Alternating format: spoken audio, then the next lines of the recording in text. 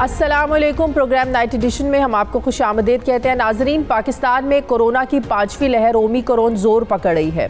कराची इस वक्त कोरोना की नई शक्ल का गढ़ बन रहा है। NCOC की ताज़ा तरीन इत्तलात के मुताबिक गुज़श्ता 24 घंटों में मुल्क भर में कोरोना के 57,000 से ज़ायद टेस्ट किए गए, जिसमें से 5,472 अफराद में कोरोना वायरस की तस्दीक हुई है, जबकि इस वायरस की वजह से 8 अफराद का इंतकाल भी हो चुका है। NCOC के मुताबिक कोरोना फैलाव जो है, ये जो इलाके हैं कोरोना फैलाव वाले, इनमें एक बार फिर से स्मार्ट लॉकडाउन लगाया जाएगा और 10% से ज़ायद शरह वाले जो इलाके हैं इनमें इंडोर डाइनिंग पर 24 जनवरी से मुकम्मल पाबंदी होगी। 10% से ज़ायद कोरोना की शरह वाले शहरों में तालीमी इदारे बंद, जबकि 12 साल से कम उम्र के बच्चों को मुतबादिल दिन स्कूल भेजने का फ़ैसला किया गया है, मतलब कि 3 दिन स्कूल बच्चे जाएंगे। जबकि तालीमी इदारों में बड़े पैमाने पर कोरोना वैक्सीन की टेस्टिंग की जाएगी। 10% से ज़ायद शरह वाले इलाकों में SOPs का मुकम्मल नफाज होगा और ये तमाम SOPs 20 से 31 जनवरी तक नाफिज रहेंगे।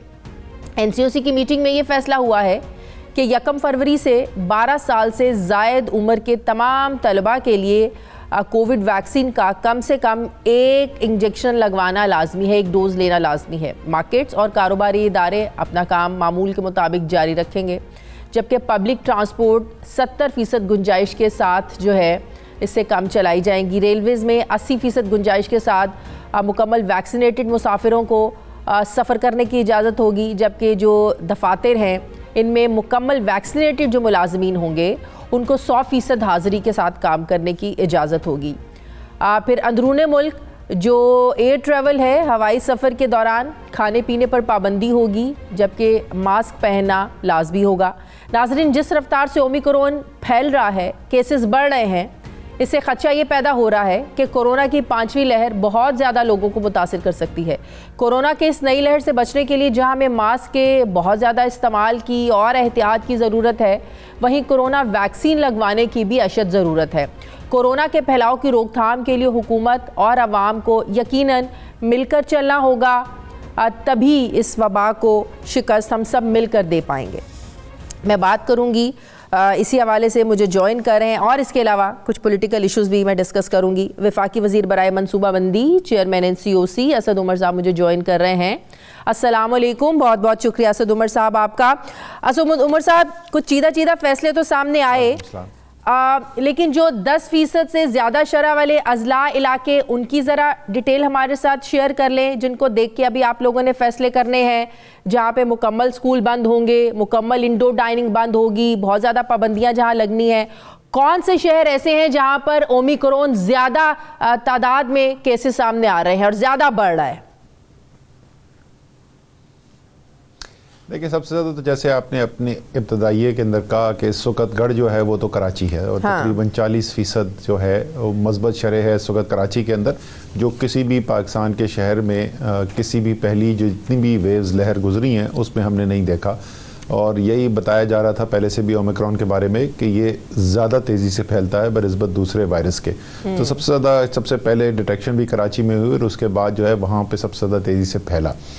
उसके अलावा अब जो है वो लाहौर के अंदर ज़्यादा हो चुका है, हैदराबाद काफ़ी आगे पहुंच गया है और 3-4 बड़े शहर हैं।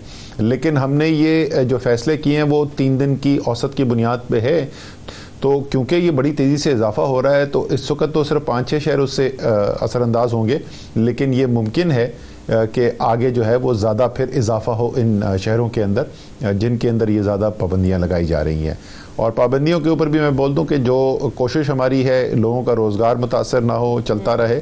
आपने कहा था कौन से शहर हैं जहां स्कूल मुकम्मल बंद होंगे, मुकम्मल स्कूल कहीं भी नहीं बंद हो रहे। अच्छा। जो 12 साल से ज़्यादा उम्र के बच्चे जो हैं उनके लिए तो पहले से भी हमने ये कहा हुआ था और बड़ी तादाद में वैक्सीनेशन हुई भी है। और वो कल जब हम डेटा देख रहे थे हमने बड़े पैमाने के ऊपर टेस्टिंग कराई इन बच्चों की।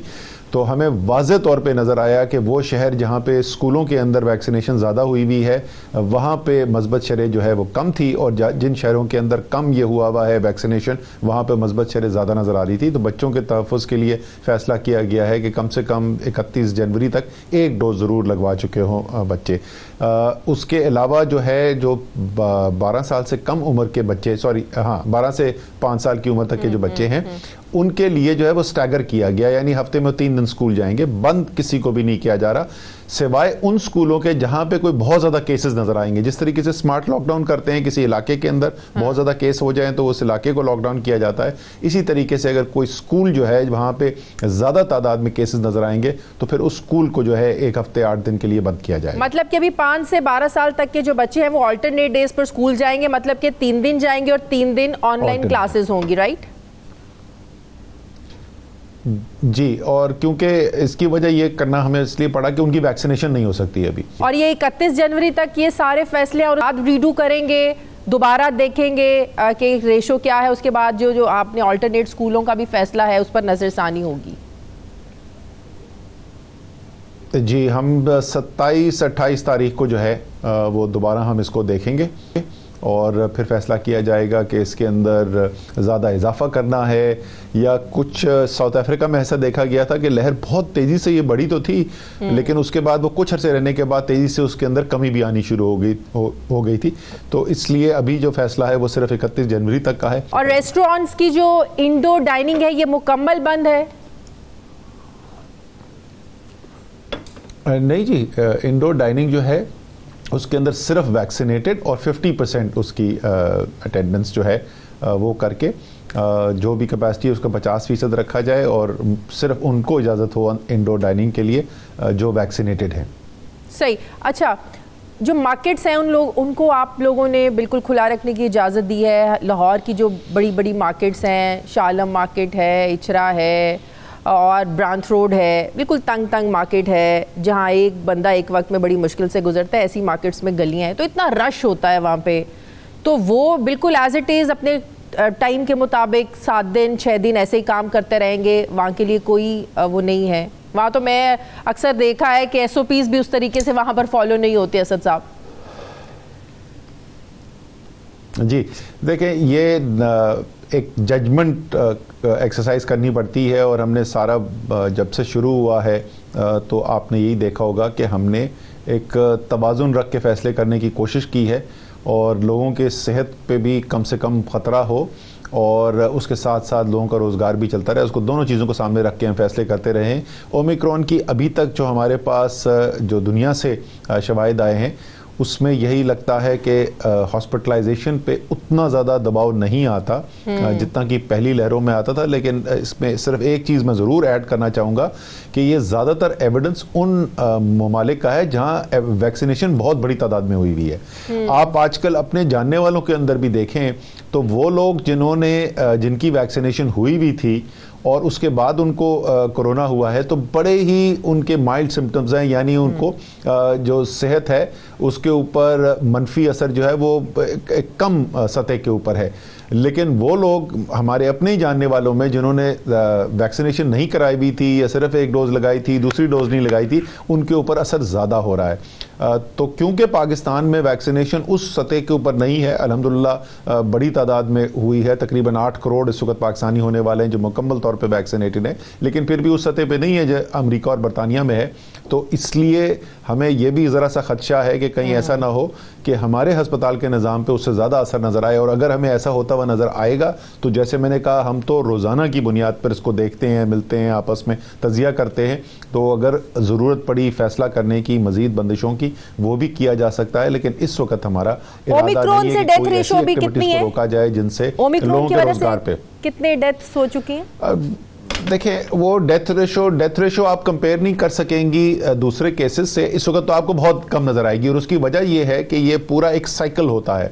पहले कुछ लोगों को कोविड होगा या कोरोना लगेगा, उसके बाद उनमें से कुछ लोगों की तादाद जो है अस्पताल में पहुंचेगी, फिर उनमें से कुछ जो है वो क्रिटिकल केयर के ऊपर जाते हैं या ऑक्सीजन की उनको ज़रूरत पड़ती है, और फिर खुदा न खास्ता उनमें से कुछ ऐसे हैं जो अल्लाह को प्यारे हो जाते हैं। तो ये पूरा साइकिल जो है ये कोई 4 से 6 हफ्ते का साइकिल है। क्योंकि ये वेव अभी शुरू हुई है, पिछले 2 हफ्ते के अंदर शुरू हुई है, तो अभी तो बात बहुत कम नजर आ रही है। जैसे आपने कहा कि 5400 केसेस थे कल और सिर्फ 8 लोगों की बात हुई। खैर सिर्फ तो नहीं कहना चाहिए, एक शख्स की भी हलाकत जो है वो अफसोसनाक है, लेकिन ये शरह आपको बहुत कम नजर आ रही है। लेकिन इससे मिसलीड ना हो, क्योंकि होगा ये कि आपको अगले हफ्ते 2 हफ्ते के अंदर अस्पताल के अंदर जो मरीज हैं उनकी भी तादाद बढ़ती भी नजर आएगी, और बदकिस्मती से आपको जो लोग जिनकी हलाकत हो रही है उनकी भी तादाद बढ़ती हुई नजर आएगी। बिल्कुल सही असद उमर साहब, इसमें कोई शक नहीं है। इससे पहले भी जो 4 लहरें आई, अब नुकसान भी हुआ,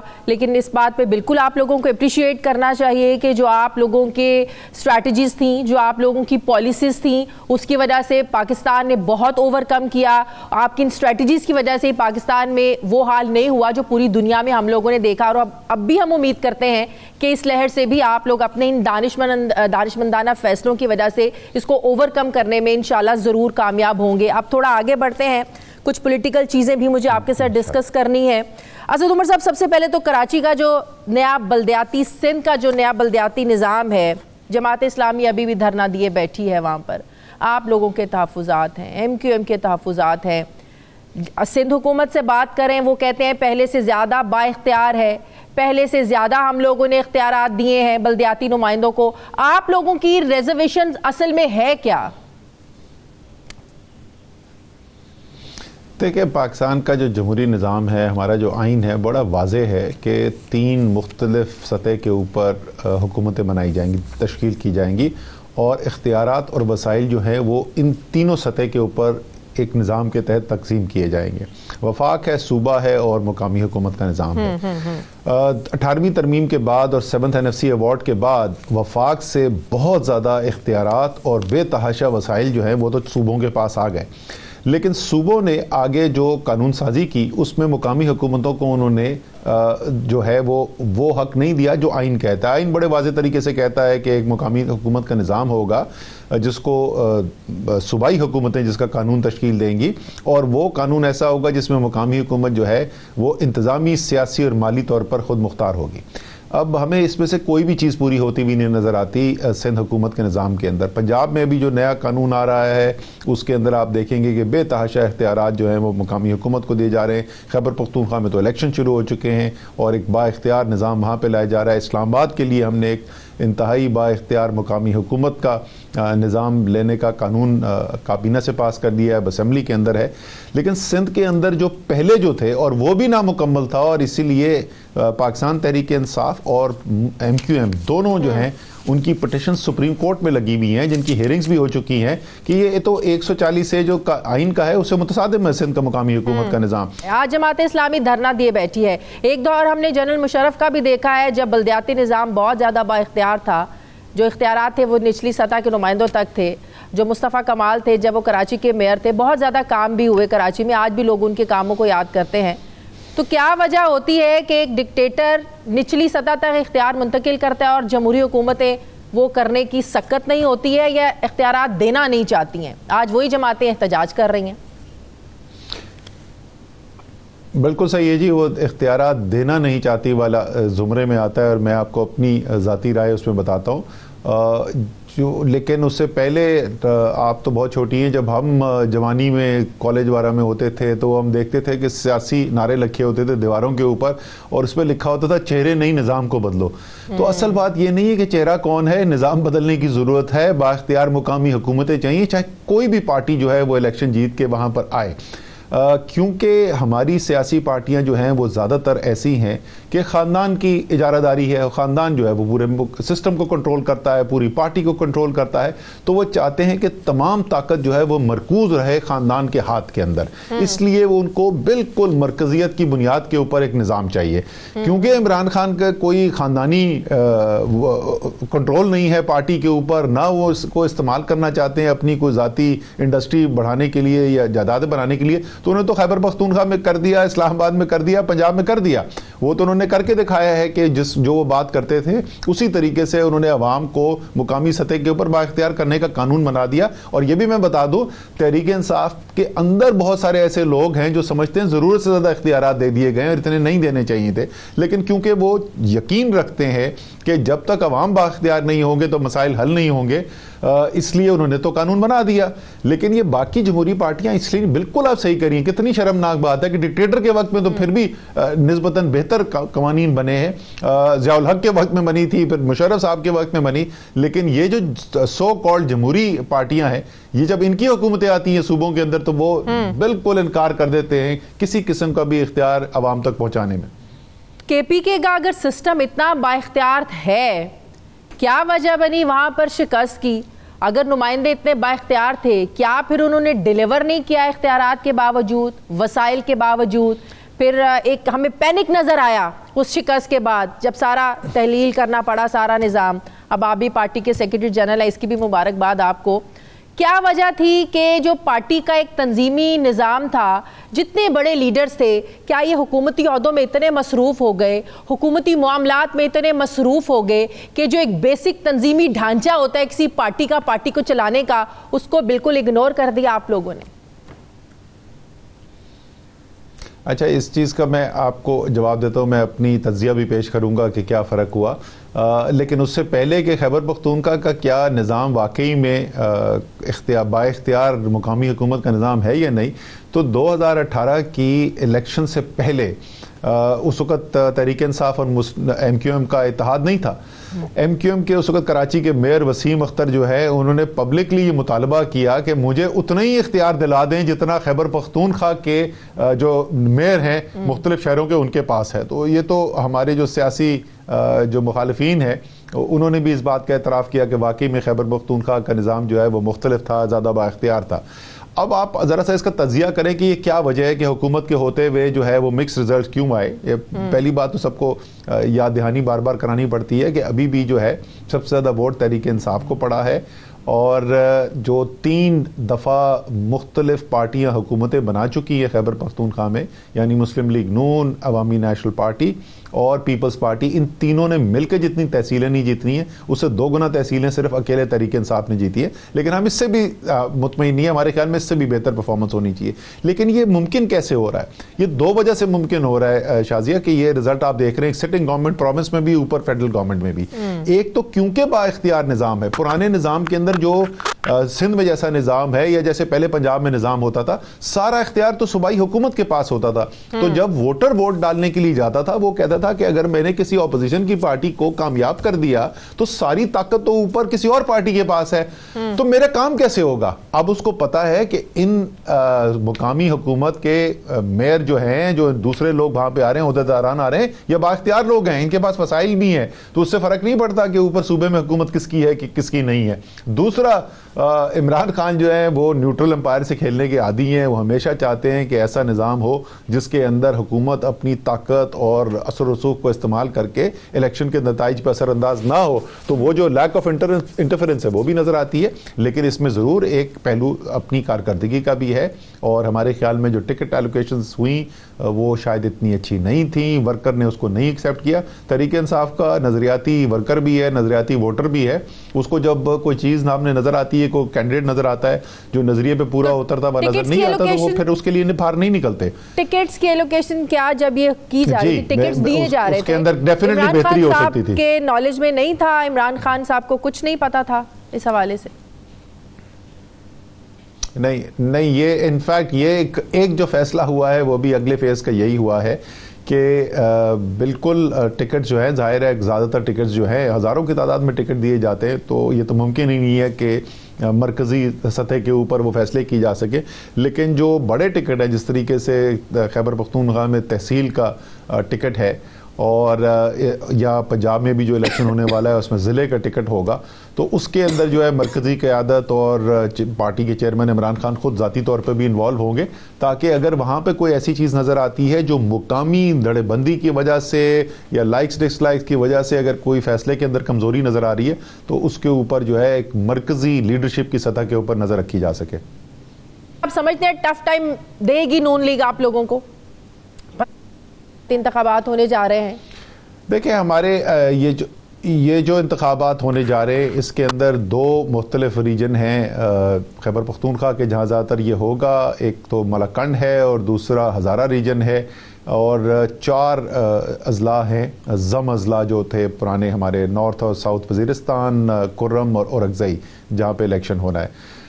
ये जो ज़म अजला हैं यहाँ पे जो पार्टीज़ जिनका असर रसूख ज़्यादा है वो तहरीक इंसाफ और JUI हैं। मलाकंड के अंदर सबसे ज़्यादा पार्टी पॉपुलर जो है वो क्लियरली नंबर 1 पार्टी वहाँ पे तहरीक इंसाफ है, लेकिन पॉकेट्स के अंदर वहाँ मुस्लिम लीग नून का भी है, जमात इस्लामी का भी है, JUI का भी है, एक तहसील है जहाँ पे कुछ पीपल्स पार्टी का भी है, लेकिन ओवरऑल क्लियरली सबसे ज़्यादा वहाँ मकबूल जमात तहरीक इंसाफ है। हज़ारा रीजन जो है वो मुकाबला तहरीक इंसाफ और मुस्लिम लीग नून का होगा। वहाँ पर भी मानसेरा है, एक तो और अजला हैं जहाँ पे JUI का भी कुछ वोट बैंक है। तो ये मेन प्लेयर्स होंगे, अच्छा मुकाबला होगा। और ये मुकामी लेवल का जो इलेक्शन है उसकी डायनामिक्स जो है वो ज़रा मुख्तलिफ होती है जनरल इलेक्शन से। जनरल इलेक्शन में तहरीक इंसाफ का वोटर निकलता है इमरान खान को प्राइम मिनिस्टर बनाने के लिए, बल्दियाती में भी निकलना चाहिए। इमरान खान ने तो प्राइम मिनिस्टर नहीं बनना। पंजाब में एक मूड सेट होगा बल्दियाती इंतखाबात जब होंगे। लोकल इंशाल्लाह जी, इंशाल्लाह यहाँ पे भी वोटर आपको निकलते हुए नजर आएंगे। पहली फेज़ के अंदर जैसे हमने कहा कि शायद उतनी जो तवज्जो से जिस तरीके से ये इलेक्शन लड़ना चाहता है नहीं लड़ना चाहिए। आप अगर तज्जिया भी करके देखें तो आपको बुनियादी तौर पे ये नज़र आएगा कि ये नहीं कि दूसरी पार्टीज़ को ज़्यादा पॉपुलर हो गई, बट तहरीक इंसाफ के वोटर का एक हिस्सा जो है वो घर बैठा और उसने जाकर वोट नहीं डाला, उसने किसी और पार्टी को वोट नहीं डाला, लेकिन वहाँ पे जो लोकल कैंडिडेट खड़े हुए जो सामने उसके पास चॉइसेस थी वो उसके लिए निकल के नहीं आया उसको वोट डालने के लिए। इसीलिए उसके बावजूद मैं दोबारा याद दिला दूँ, ANP, PPP और मुस्लिम लीग नून से मिला के 2 गुना से ज़्यादा तहसीलें जीती है, लेकिन हमारे ख्याल में इससे भी बेहतर रिजल्ट हो सकता है। आखिरी सवाल है सद उमर साहब, बकौल आप लोगों के 4 नून लीग के जो लोग हैं बगावत करने के लिए तैयार हैं नून लीग के साथ, नवाज शरीफ के साथ, बकौल नून लीग के 4 आप लोगों के वजीर हैं जो बगावत करने के लिए तैयार हैं इमरान खान के साथ, और आप ख्वाहिशमंद है नई क़यादत के तौर पर अपने आप को पेश कर रहे हैं। कितनी हकीकत, कितने अफसाने इन बातों में? देखिए मुझे 4 लीडर्स का नहीं पता मुस्लिम लीग नून के अंदर, बट एक बुनियादी वहाँ पर कशमकश और रस्साकशी चल रही है मरीम नवाज़ और शहबाज शरीफ और उनकी जो ख़ानदान है उसके अंदर, वो तो बहुत ऑब्वियसली प्ले आउट हो रहा है, वो सबके सामने प्ले आउट हो रहा है, तो उसमें तो कोई शक ही नहीं है ना। और ये मुस्लिम लीग नून के आप लीडर से बात करें तो वो उस बात को खुल्लम खुल्ला मानते भी हैं। तहरीक इंसाफ के अंदर जो है वो प्याली में तूफान में बड़ा सुन रहा है और वो अखबार के कॉलमों से बाहर नहीं निकल रही वो बात। बिल्कुल कोई अगर सियासी तौर पे कोई बिल्कुल नासमझ इंसान होगा तो वही इस किस्म की कोई कोशिश करने की कोशिश करेगा। इस वक्त कुछ भी नहीं है। परवेज़ खट्टक का इतना तूफान खड़ा किया गया, उस मीटिंग में जाने से पहले परवेज़ खट्टक और मैं साथ वज़ीर आज़म के कमरे से साथ निकल के गए PM के साथ मीटिंग करते हुए, उसके बाद हम साथ बैठे हुए थे, शाम को फिर हम खाने पे साथ थे। बिल्कुल कोई जो बेबुनियाद बात उसको उठा के इतना बड़ा फसाना बना दिया। लेकिन आपके अपने वज़ीर फैसल वाडा, सेनेटर वाडा साहब कहते हैं कि मुनाफिकीन हैं तहरीक इंसाफ की सफ़ों में, तहरीक इंसाफ में मौजूद हैं मुनाफिकीन। तहरीक इंसाफ में आई एम श्योर सारी इंसानियत में मुनाफिक होते हैं, तो तहरीक इंसाफ में भी कोई ना कोई मुनाफिक ज़रूर होंगे, लेकिन वो मुनाफिक ये तो हो सकता है कि वो इस वक्त वक्ती तौर पे अपने फ़ायदे के लिए तहरीक इंसाफ में आया हुआ है, कल उसको लगेगा कहीं कहीं और बेहतर उसके चांसेस है तो वहाँ पे चला जाए। इस किस्म की मुनाफिकत तो मैं इसको खारिजुल इम्कान नहीं कर सकता, ऐसा ज़रूर होगा, लेकिन मुझे यहाँ पे कोई नज़र नहीं आता कि कोई इमरान खान की लीडरशिप को कोई चैलेंज करने वाला या क्वेश्चन करने वाला आदमी मेरी नज़र से तो कोई नहीं निकला। अगर कोई गुजरा है, अगर आपकी नज़र से कोई गुजरा है तो मुझे ज़रूर बता दें। ज़रूर बताएंगे। बहुत बहुत शुक्रिया चेयरमैन NCOC वफाकी वज़ीर बराए मनसूबाबंद उमर साहब मेरे साथ थे। मुझे ब्रेक लेनी है नाज़रीन, वापस आते हैं छोटे से वक्त के बाद।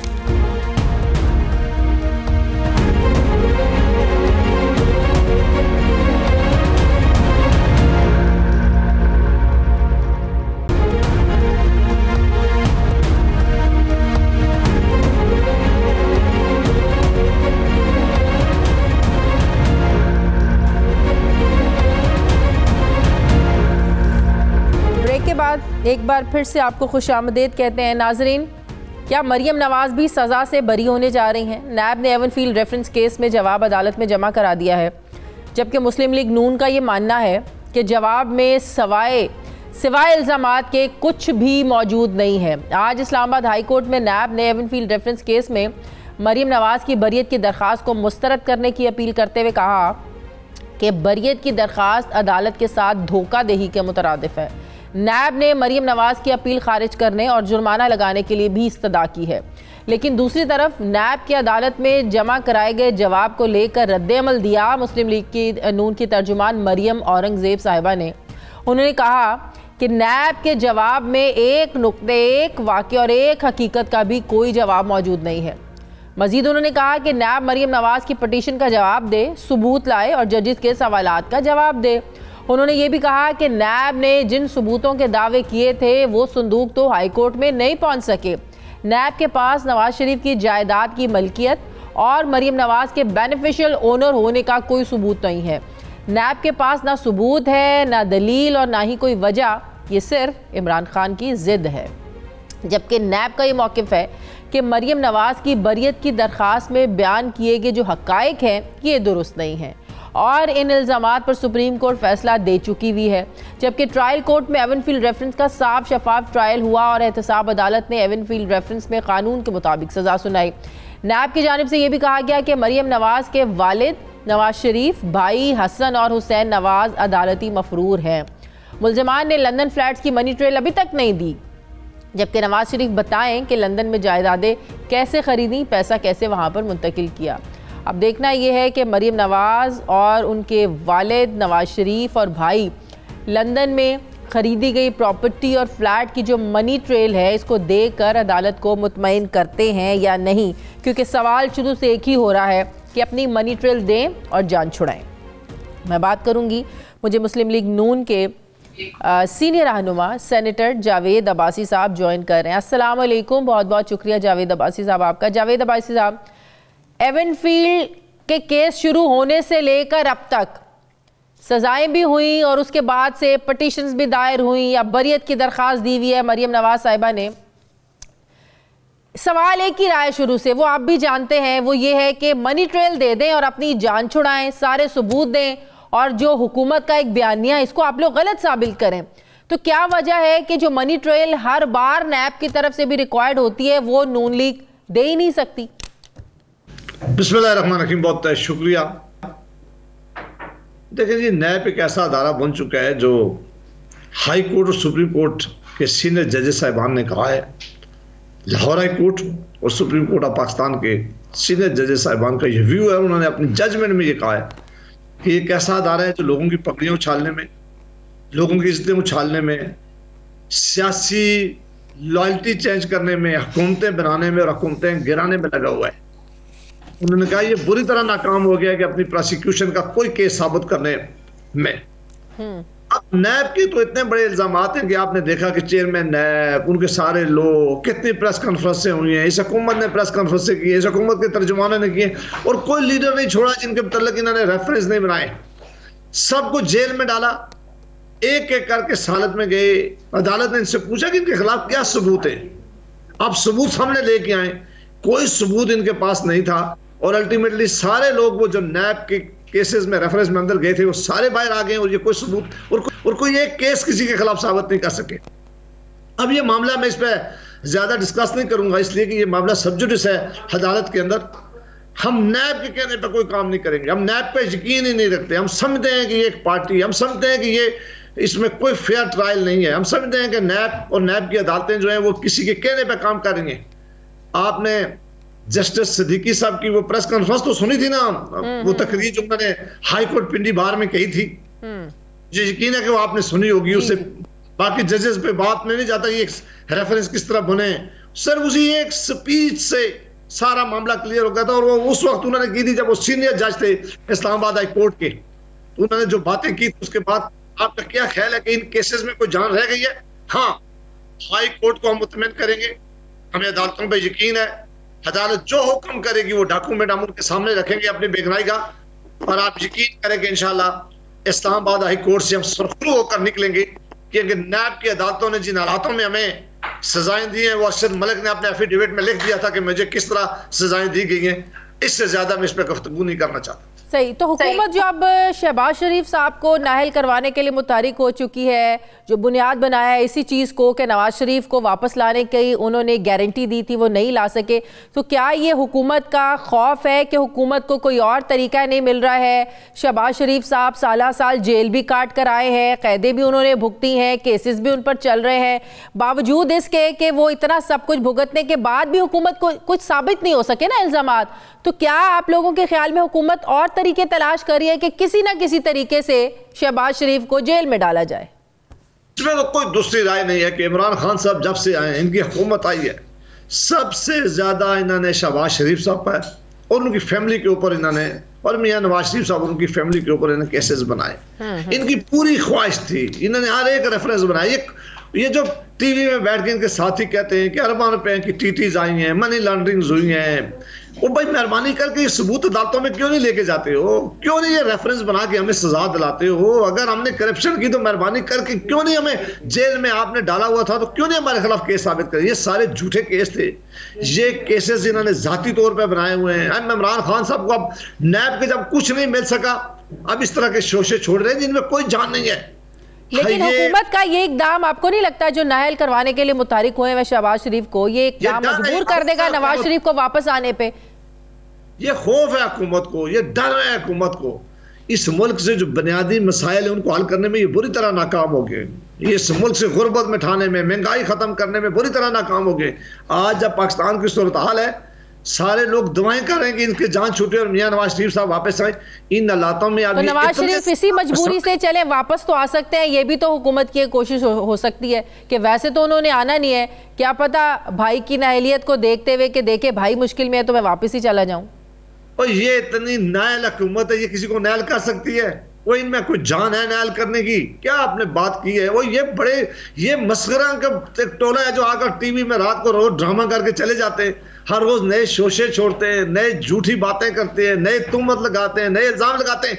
इनमें क्या जरूरत है कि ये किसी को नाअहल करवा सकें? अल्लाह माफी दे, ना ही कोई केस है उनके खिलाफ, ना ये करवा सकते हैं। इनको कहते हैं ना कि लाहौर हाई कोर्ट में क्यों नहीं जा रहे, और ये नहीं जा सकेंगे।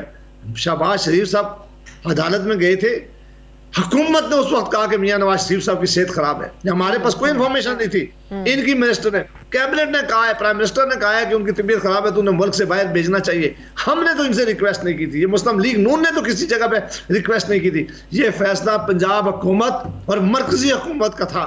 अब वो फैसला करते हैं, उस वक्त वो ये एक बात कह रहे थे, उस वक्त वो सबको ये कह रहे थे उनकी सेहत बहुत खराब है, रोज प्रेस कॉन्फ्रेंस करके, और आज दूसरे इल्जाम लगा रहे। ना इनकी कोई क्रेडिबिलिटी है, ना इनका कोई। चले इस चीज को तो अप्रिशिएट करना चाहिए ना कि हुकूमत रुकावट नहीं बनी, हुकूमत को ख्याल आया, हुकूमत ने मौका दिया कि जाएं अपनी मर्जी का इलाज करवाएं, और 8 हफ्तों की अगर छुट्टी मिली है आप लोगों को तो उसके लिए आप वापस आएं।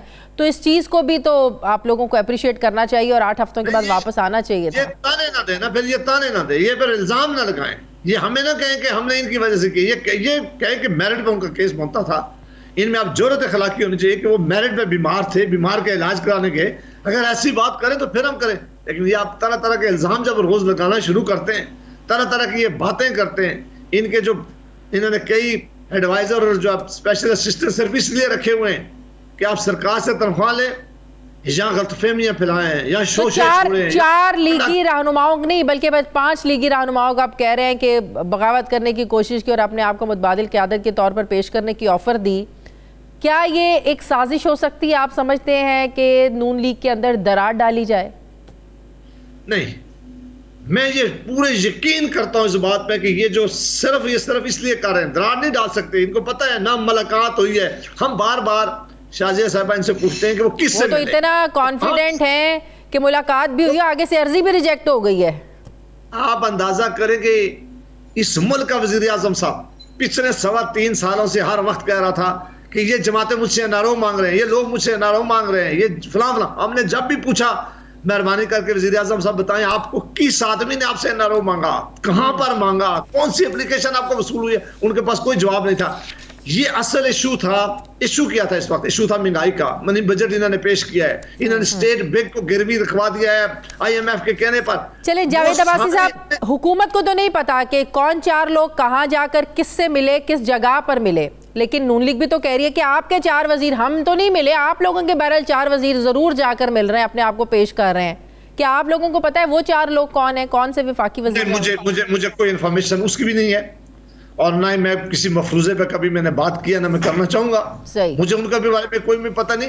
अगर हमारे कुछ कह रहे हैं तो वो भी नाम बताएं, और ये कह रहे थे ये भी नाम बताएं, ये साथ बताएं कि किससे मिले, कहाँ गए, वो 6 या 5 आदमी मिले। ये असल इशू से तवज्जो हटाने के लिए ये शोशे छोड़ते हैं। ये जो मुल्क में इस वक्त दरपेश मसाइल हैं, गुर्बत का, महंगाई का, करप्शन का, हर रोज डॉलर कहाँ पहुंच गया, उस असल इशू से तवज्जो हटाने के लिए ये हर रोज इल्जाम लगाते हैं। इमरान खान साहब से रिक्वेस्ट किया है कि जितना टाइम आप अपने इस टीम को देते हैं कि जाके झूठे प्रोपेगेंडे करो, शोशे छोड़ो, लोगों को गाली दो, इससे आधा टाइम भी अगर इन्हें गवर्नेंस पे दिया होता तो मुल्क के हालात कहाँ बेहतर होते। बहुत बहुत शुक्रिया। मुस्लिम लीग नून के सीनियर सेनेटर जावेद अब्बासी साहब मेरे साथ हैं। नाज़रीन, मुझे प्रोग्राम में एक ब्रेक लेनी है, वापस आते हैं एक वक्फे के बाद।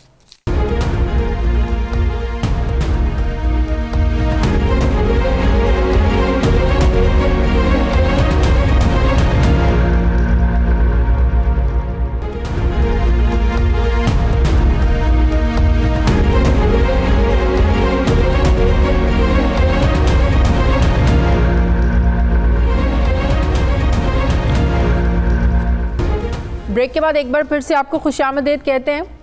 नाजरीन, स्टेट बैंक की खुद मुख्तारी को लेकर मुख्तलिफ खदशात का इजहार किया जा रहा है। अपोजिशन तो अपोजिशन, वज़ीर आज़म खुद ये फरमाते हैं कि IMF के पास जाने से कौमी सलामती पॉलिसी पर कुछ समझौते करने पड़े हैं। क्या कहा प्राइम मिनिस्टर ने, ज़रा देखिए। अगर आपकी इकॉनमी की ये हालात हैं कि हर थोड़ी देर के बाद आपको IMF के पास जाना पड़ता है, तो इसका मतलब आपकी सिक्योरिटी मुतासर होगी।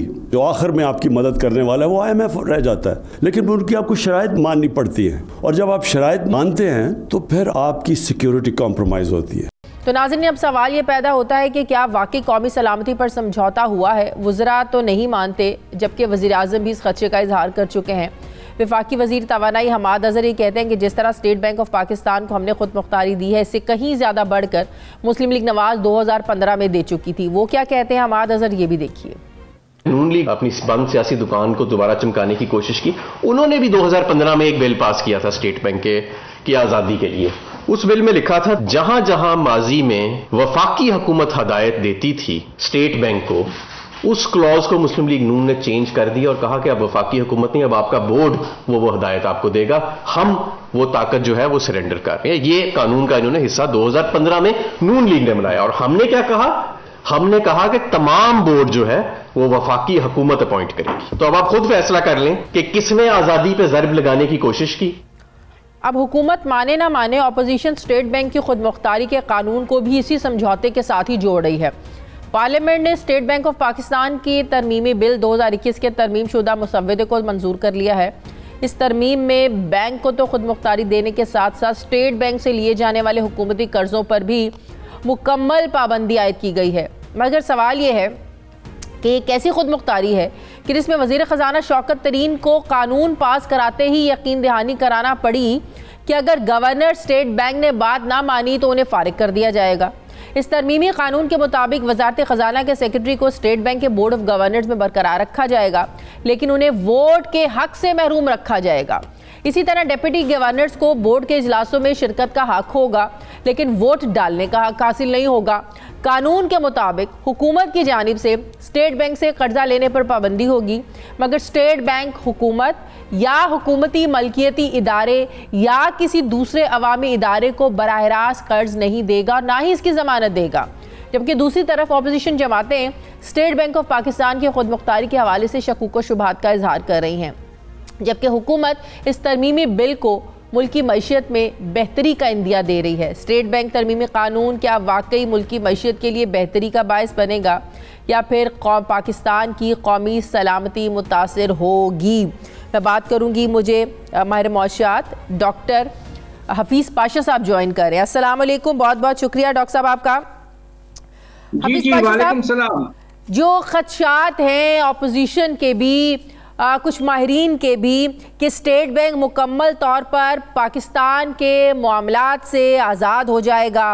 हुकूमत को, मुल्क को अगर तरक्की देना भी चाहे, गुर्बत ख़त्म करना भी चाहे, तो इसकी पॉलिसी स्टेट बैंक के ही ताबे होंगी। और अगर ये एक्ट सेनेट से पास हो गया तो स्टेट बैंक ना पार्लियामान की सुनेगा ना ही हुकूमत की सुनेगा। इन खदशात में किस हद तक सच्चाई है डॉक्टर साहब? बिस्मिल्लाहिर्रहमानिर्रहीम। देखिए, इस पे कोई शुबा नहीं है कि ये जो तरमीमी बिल लाया गया है स्टेट बैंक के एक्ट पर, वो हद से ज्यादा खुद मुख्तारी स्टेट बैंक ऑफ पाकिस्तान को दे रहा है। अच्छा, इसके क्या असरात होंगे? आपने शायद ये भी इशारा किया है कि प्राइम मिनिस्टर साहब ने कहा है कि इससे सिक्योरिटी, IMF प्रोग्राम से सिक्योरिटी पे भी बुरा असर पड़ सकता है। मैं आपको ये बताना चाहता हूँ कि इस तरमीमी बिल से सिक्योरिटी पर क्या असर पड़ सकता है। सबसे पहले IMF ने कहा है स्टेट बैंक से कि सारे जो डिफेंस के मुख्तलिफ अकाउंट्स हैं, बेशुमार अकाउंट्स हैं मुख्तलिफ इदारों के और डिफेंस के पूरे एस्टेब्लिशमेंट के, उनको इकट्ठा करके एक अकाउंट में लाएं। यानी कि उन्हें पता चलेगा कि खर्चे क्या हैं, अकाउंट्स में क्या पैसा है, कहाँ माल हो रहा है। ये सर सिक्योरिटी के खिलाफ। दूसरी तरफ IMF ने कहा है कि पाकिस्तान को अपने जो बजट का खसारा है, जिसमें प्राइमरी डेफिसिट हम कहते हैं, प्राइमरी डेफिसिट वो डेफिसिट होता है जब आप कर्जों की सूद की वापसी निकाल लें, तो यानी कि वो कम होता है। और IMF कह रहा है कि ये जो है ये सरप्लस में होना चाहिए। अच्छा। बात यह है कि सरप्लस में लाने के लिए सबसे बड़ा खर्चे का आइटम क्या है? डिफेंस। तो ये एक इशारा इस बात पे है कि डिफेंस के एक्सपेंडिचर को सख्ती से टाइट किया जाएगा। ये तीसरी बात जो मैं कह दूं कि खुदा न खास्ता अगर कोई टेरिटोरियल इशू हो और इमरजेंसी के तौर पर हमें सिक्योरिटी के लिए पैसों की जरूरत पड़े, तो हमारी हुकूमत स्टेट बैंक से जल्द लोन नहीं ले सकता। नहीं, ये तो चीज शामिल है ना डॉक्टर साहब, ये चीज तो शामिल है जिस नुक्ते को भी बहुत ज्यादा हाईलाइट किया जा रहा है, अहमियत दी जा रही है कि जो हुकूमत है वो स्टेट बैंक से कर्ज नहीं ले सकेगी। तो फिर यही कहा जा सकता है कि बैंक कैसे ताबे रहेगा हुकूमत के? बिल्कुल, तो तीन चीजें हैं, एक अकाउंट्स के कंसोलिडेशन, दूसरा प्राइमरी सरप्लस लाने की कोशिश में हुकूमत को डिफेंस के अखराजात कम करने पड़ेंगे, और तीसरा कर्जे स्टेट बैंक से डायरेक्टली नहीं लिए जा सकते इवन अगर एक इमरजेंसी मौजूद हो। ये तीन बहुत अहम नुकात हैं। सही, इससे सिक्योरिटी पर असर यकीनन पड़ सकता है। और डॉक्टर साहब, बोर्ड ऑफ गवर्नर्स जो है अगरचे वो पाकिस्तानी होंगे, लेकिन क्या इस बात के खदशात नहीं है कि वो जो पॉलिसीज हैं वो IMF की टो करेंगे? जी, ये बात का खतरा जरूर मौजूद है, और उसकी वजह यह कि देखिए एक बैलेंस की जरूरत होती थी, और मैं जब हुकूमत में था उस जमाने में हमने एक fiscal and monetary policies coordination board बनाया था। देखिए, ये दो अहम पॉलिसीज, फिस्कल और मॉनेटरी पॉलिसीज में कोऑर्डिनेशन की बेतहाशा जरूरत है, और साथ साथ दूसरे पॉलिसीज भी, ट्रेड पॉलिसी, इन्वेस्टमेंट पॉलिसी वगैरह। अब हमारा स्टेट बैंक सिर्फ मॉनेटरी पॉलिसी के बारे में सोचेगा, और यकीनन जोर इस पे होगा कि अफराते ज़र को कम किया जाए। ये बहुत मुनासिब तो है, सही, मगर हमारे जैसे गरीब मुल्कों में आपको ये भी सोचना पड़ता है कि रोजगार में भी इजाफा हो, शरह नमू में कुछ इजाफा हो।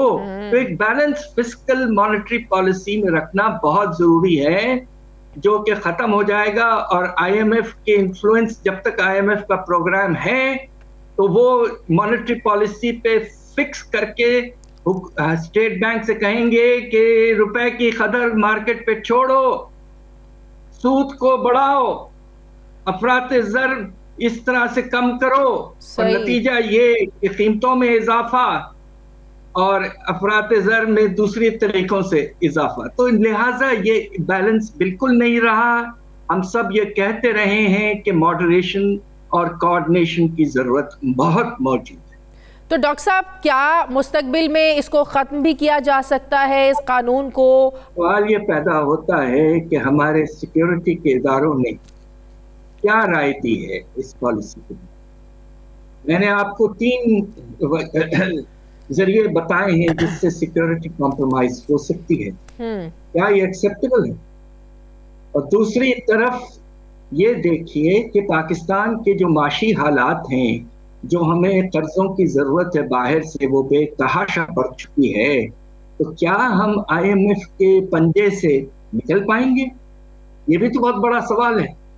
आपके जो इस वक्त माशी हालात हैं और तिजारती खसारा आसमान तक पहुंच चुका है और इसी लेवल पर रहने का खतरा है, तो क्या अनकरीब आप IMF के पंजे से निकल पाएंगे? मेरा नहीं ख्याल करना चाहती हूँ डॉक्टर साहब, आखिरी साल में हुकूमतों की कोशिश होती है कि आवाम को रिलीफ दें, ऐसी पॉलिसीज लेके आए जिसका आवाम को फ़ायदा हो, ख़ास तौर पर मईशत की जो रफ्तार है उसको तेज़ कर दें। अब सितंबर में हम इस IMF का जो प्रोग्राम है वो ये ख़त्म हो जाएगा। क्या इसके बाद हमें मौजूदा हालात को देखते हुए आप क्या ये कह सकते हैं कि हमें इसको कंटिन्यू करना पड़ सकता है या इसके बगैर चलेंगे हम लोग सितंबर के बाद? मेरा अपना ख्याल ये है कि जो आपका बाहर से जो फाइनेंसिंग की रिक्वायरमेंट है वो 28 से 30 अरब डॉलर तक पहुंच गई इस साल, और अगले साल इसी लेवल पर रहेगी, इसलिए कि कर्जों की वापसी की मकदार बढ़ता जा रही है। अगर पाकिस्तान में इतनी सलाहियत है हमारे पॉलिसीज में कि हम इसको बहुत सख्त तरीके से कम कर लें, तो फिर IMF के पास जाने की जरूरत नहीं पड़ेगी। डॉक्टर साहब, दिसंबर में हमारी इंपोर्ट्स तकरीबन 7.5 अरब डॉलर तक पहुंची। इंपोर्ट्स के जो आदाद शुमार हैं कि वो 3 अरब डॉलर की तक मुश्किल हमारी एक्सपोर्ट्स रही, तो भी खसारा 4 अरब डॉलर है।